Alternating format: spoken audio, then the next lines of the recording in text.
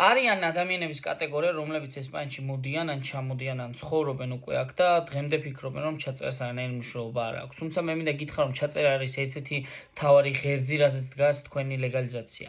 რადგან თუ თქვენ ჩაწერილი არ ახართ, თქვენი დროის ათვლა არ ხდება ესპანეთში.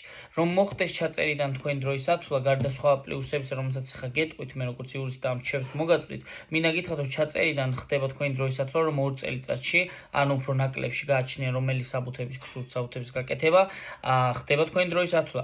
მაგრამ გარდა ამისა, ჩაწერა თქვენ გაძლევთ საშუალებას მიიღოთ საყოველთაო ჯანდაცვის უფლება და ასევე თქვენ შვილების შემთხვევაში არასრულ წონებს იგივე უფლებები გქონდეთ კონსტიტუციურად, რომ ისწავლონ ნებისმიერ სასწავლებელში და იქვე სადაც ჩაეწერებით, იქ გქონდეთ მათ სასწავლებელი და გქონდეთ იგივე უფლებები, რაც გაქვს ნებისმიერ საბუთიანს. თუ უფრო მეტი დაგაინტერესებს და მეტი კითხვები გექნება, ან კონსულტაციაზე გენდომება ქვევით დაგეთავთ ჩემ ნომერს, ხოლო კომენტარებში დამიწერე კითხვები.